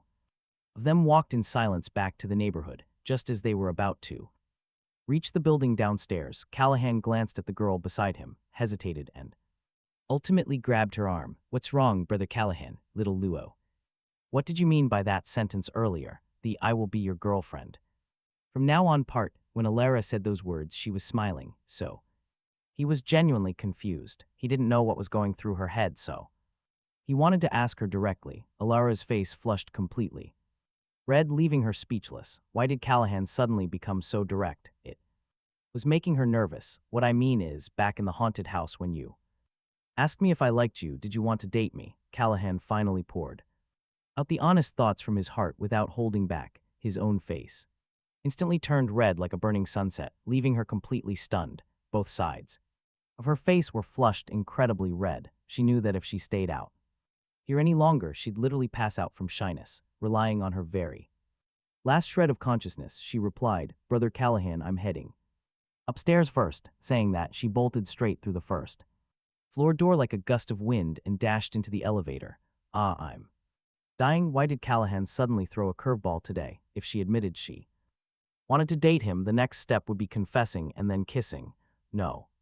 Callahan, you dummy. Their first kiss couldn't happen in a place like this. Seeing Alara's reaction, Callahan suddenly regretted his words. He just wanted to know how she truly felt. If she had feelings for him, he needed to step up and reciprocate, instead of just sitting there like an idiot doing nothing. After returning home, Callahan asked Little Luo about that question. Ara immediately lifted her head. Brother Callahan, I heard you. I'll give you my answer tomorrow. Okay. After saying that, she scurried straight into her room. He hadn't expected her to answer like that, give him the answer tomorrow. Thinking of this, his heart actually started feeling incredibly nervous. Subsequently, he walked into the kitchen to prepare dinner. On the other side, she said those words fearing Callahan was only asking as a joke, so.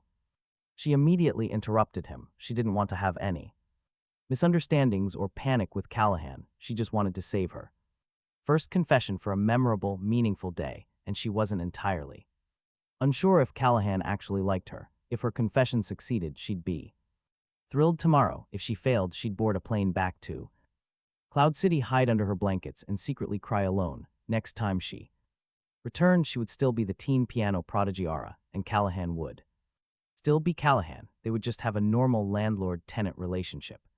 Before long, dinner was ready. Looking at the delicious food on the table, Ara's pretty face broke into a sweet smile. Brother Callahan's cooking skills are amazing. Whoever becomes your wife in the future is going to be so happy. I'm so jealous. Callahan looked up, noticing her face was red.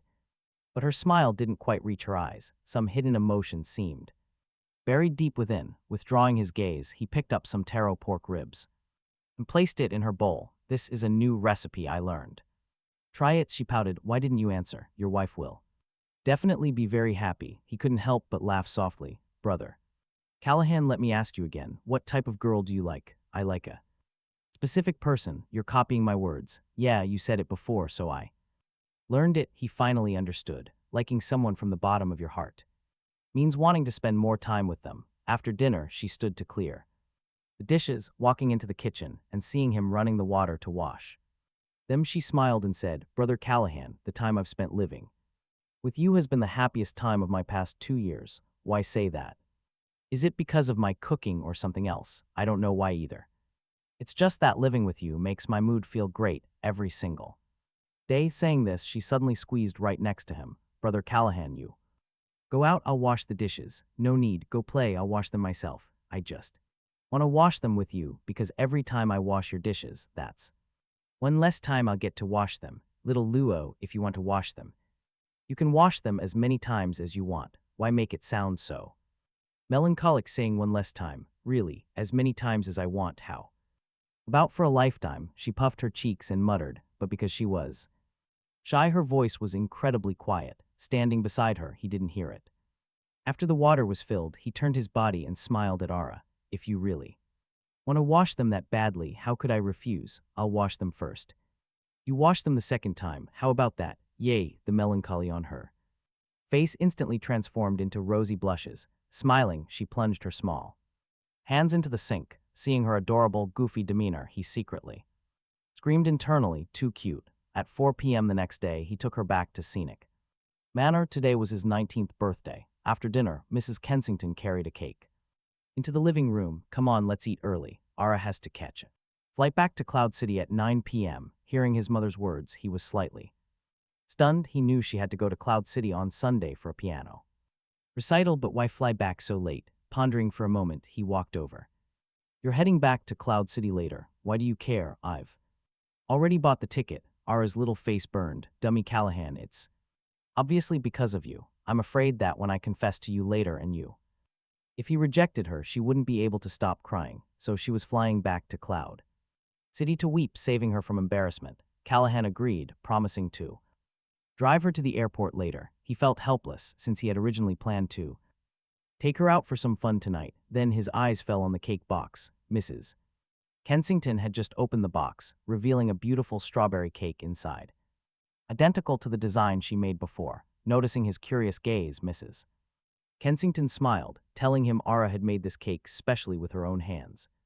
She spent 2 hours making it, even asking her to keep it secret. But how could Mrs. Kensington do that? She believed eating a cake made by family brings the most joy. He nodded with a flushed face, looking at her only to find she was blushing, too. When she asked what he was looking at, her heart trembled. What was up with Callahan? He had been throwing curveballs for 2 days straight. Could it be that he had fallen uncontrollably in love with her? She forcefully shook her head, trying to snap herself awake. She still had to confess later and couldn't let herself get distracted. He urged her to stop standing around and blow out the candles to make a wish. Ara looked at the boy, his eyes already closed. In prayer, a beautiful smile crept onto her bright, pretty face, thinking. Silently in her heart, asking if Brother Callahan could make a wish for her. Two, she wasn't greedy, she just wanted to become his girlfriend today.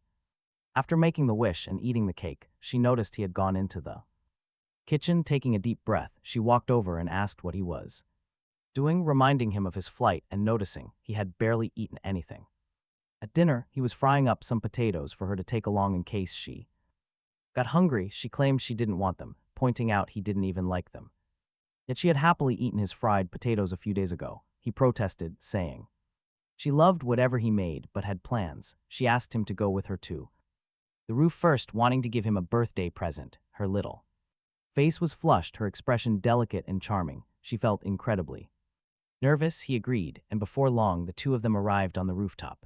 The surroundings were pitch black, with only a few faint lights shining in the distance. He glanced at the girl beside him, feeling somewhat bewildered. Little Luo was afraid of the dark. Why did they have to come up here for her to give him his birthday present? She reassured him it wasn't particularly dark. Besides, with him by her side, she wasn't scared anymore. When he asked if he was her light, Ara hummed vaguely, the last syllable as soft as a mosquito's buzz. She wanted to admit it, but she didn't want Callahan to hear. He raised an eyebrow, staring at her unblinkingly. Something wasn't right. Why did he feel like there was another word at the end, but then there wasn't? Calling him a hooligan. Ara's face flushed and she took half a step back. He asked what the present was, seeing her face turn red, feeling helpless. He could only steer back to the main topic. She handed him a custom birthday voucher booklet containing 20 vouchers inside.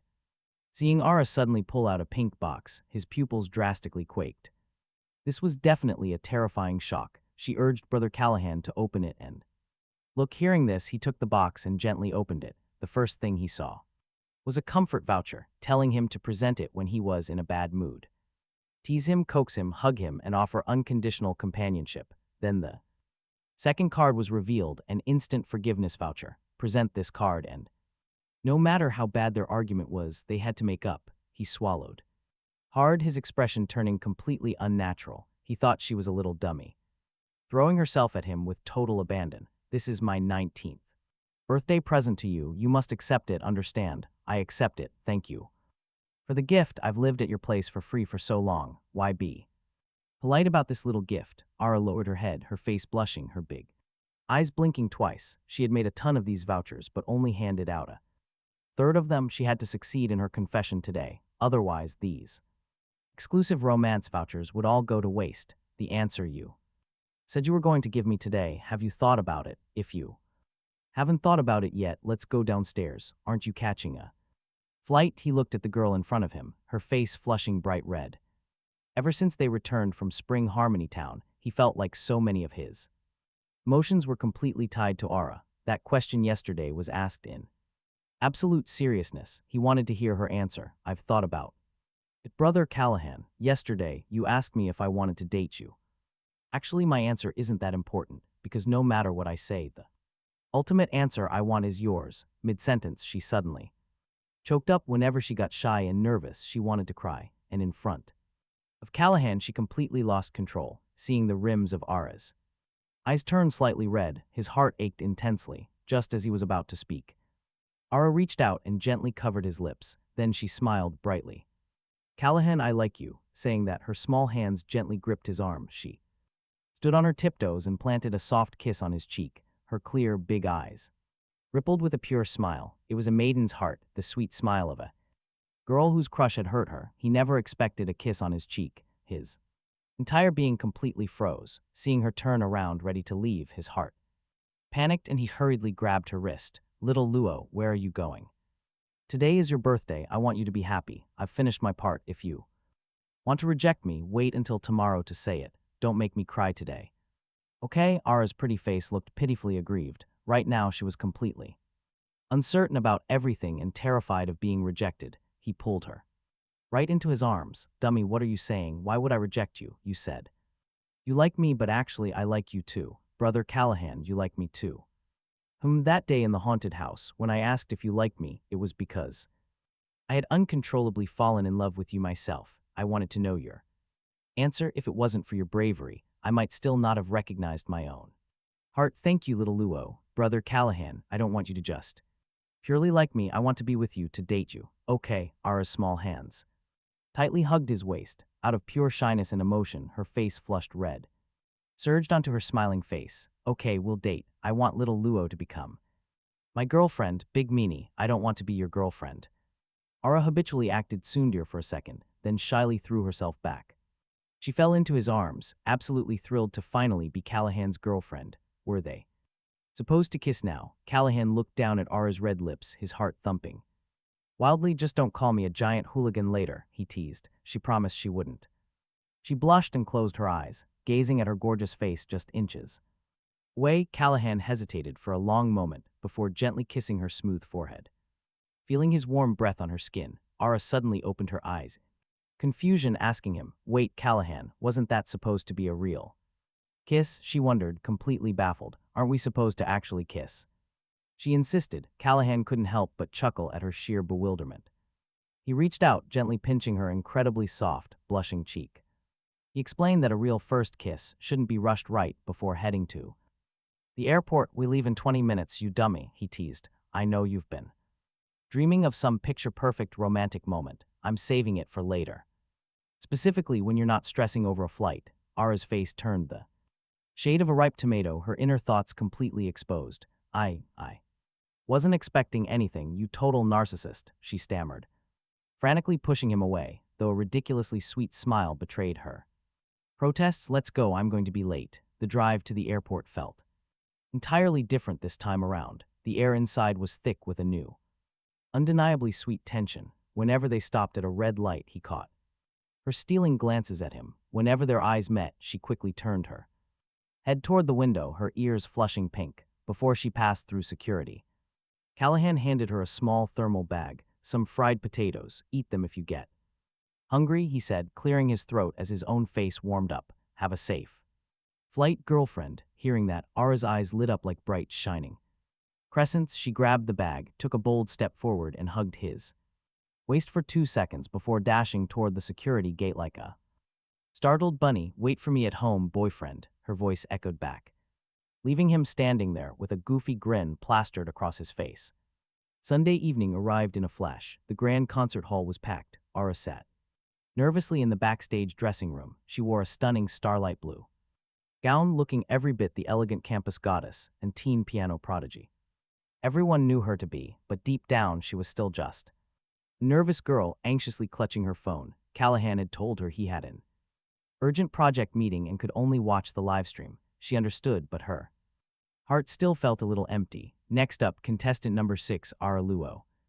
The announcer called. Taking a deep breath, Ara stepped onto the grand stage. The spotlight found her and the venue erupted in applause. She bowed, gracefully walking over to the grand piano, but as she sat down and adjusted the bench, her eyes swept across the VIP front row. Her breath caught. Sitting right there in a sleek black trench coat, holding a bouquet of fresh pink roses, was Callahan. He offered a warm smile, mouthing the words, "You've got this, Ara." A brilliant, breathtaking smile blossomed on her face, so radiant it drew a collective gasp from the audience.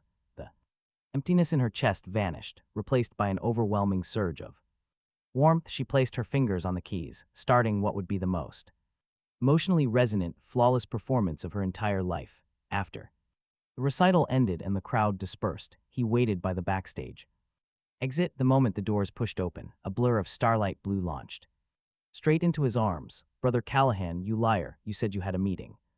All buried her face into his chest, her voice trembling with joy. "How could I miss my girlfriend's most important recital?" He chuckled, wrapping his arms around her and handing her the roses. "You were incredible tonight, little moon, truly dazzling." All looked up at him, her eyes shimmering with unshed. The night sky above Cloud City was clear, the stars twinkling in silent witness, and a gentle breeze rustled the leaves of the nearby trees. It was quiet, beautiful, and profoundly romantic. He suddenly reached into his coat pocket and pulled out a familiar pink card. "What is that?" All blinked. "The obedience pass," he said with a serious face. "Rules state that if I use this, you have to obediently listen to whatever I say and won't resist." All's heart began to pound wildly against her ribs. She instantly knew what was coming. Her cheeks flushed an alluring crimson, and she nervously clutched the bouquet. "You're using it now? For what? For This, he whispered. He lowered his head, and this time he didn't kiss her. Forehead, his lips gently captured hers. It was soft, hesitant at first, but incredibly sweet, tasting faintly of the strawberry cake from 2 days ago, and the undeniable reality of a 10-year-long childhood bond blossoming into true. Her eyes widened for a fraction of a second before gently fluttering shut, her hands grasping the lapels of his coat as she obediently and enthusiastically leaned into the kiss. Her internal GPS might have been terribly broken when she was a kid, causing her to wander into the wrong rooms and take the wrong paths, but in the end, her heart had successfully navigated its way right back to him. When they finally parted, both of their faces all looked at him, her eyes curving into the happiest crescent he had ever seen. Brother Callahan, she whispered, her voice soft and sweet. Yeah, I think I need to update my notebook. What notebook? She just giggled, hiding her face against his chest again. She would never let him see that pink notebook, but in her heart, the second dream written on its pages was already coming true. The teen piano prodigy had officially started her journey to becoming Brother Callahan's wife, and as for him, he had happily accepted his lifelong role as the exclusive guardian of his very own dazzling little moon.